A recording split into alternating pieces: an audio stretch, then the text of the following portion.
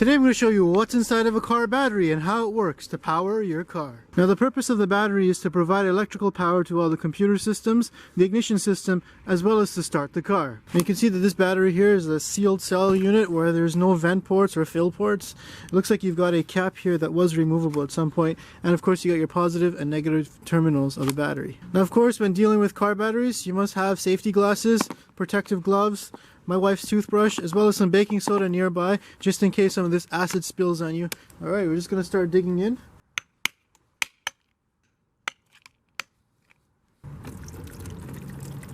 Just going to pour out that acid there. Acid smells. Alright, most of that acid is out now. I can rest the battery down. I'm just going to come with my brother's old trousers here and wipe up some of that mess from the ground here. I'm just going to use a little bit of baking soda to neutralize some of this. Everywhere. You have more baking soda? Yeah. Oops, stuff stinks. Alright, so now I'm going to try to pour some of this acid into this container here.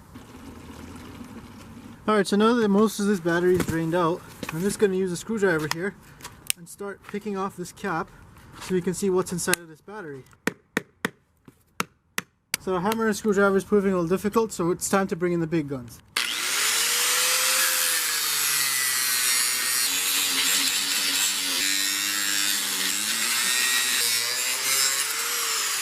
Alright, so with a splice cut all the way around, I'm going to go ahead and pry up some of this plastic. Still seems to be pretty well plastic welded.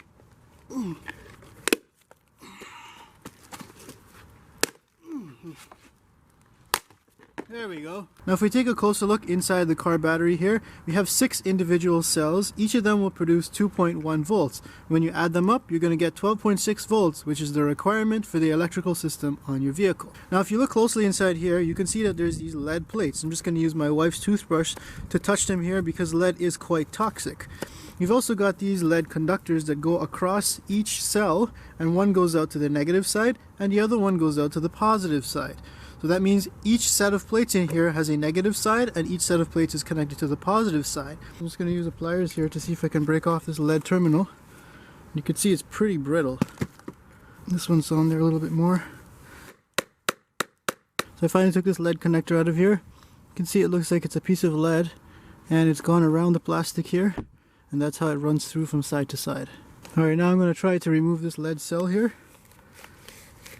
You can see it's these plates coming out. Individual little plates. Okay, now I'm going to carefully take these lead plates here. You can see that they've got this bag on the inside here that surrounds the lead, and there's also this paste on them. I'm just going to duck that into the baking soda and water solution, and it'll fizz up a little bit just to dilute the acidity out of the lead because it's been soaking in acid all the time. Here's another cell. It's just letting off carbon dioxide, which is not harmful, but it's good to do this outdoors. We want to neutralize this as much as possible before we examine it further. So if we just remove one of these from the water here, we can see what's inside one of these little plates. You've got this bag here, and that's to prevent your positive and negatives from touching each other when immersed in the acidic solution.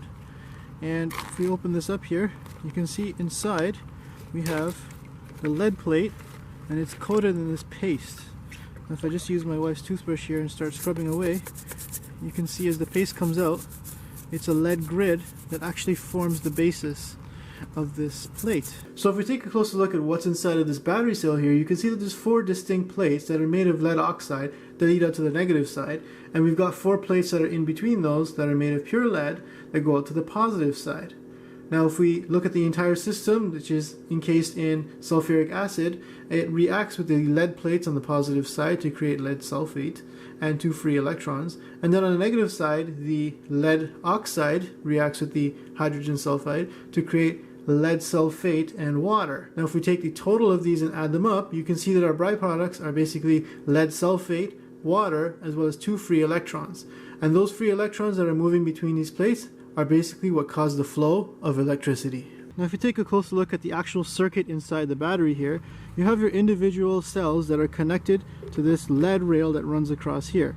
Now each cell has 8 of these lead plates, and these lead plates here are 4 of them wired into the negative side, and then 4 of them are wired over here into the positive side, and they are placed in such a way so that the positive and negative are offset from each other. So in essence you have a positive negative positive negative positive negative setup, and that cell there creates 2.1 volts. Now the lead rail over here is going to connect all of the cells together, adding each cell together. 2.1, 2.1, 2.1, 2.1, 2.1, 2.1 equals 12.6 volts, which will power your car. And that's pretty much what goes on inside of a car battery to power your car.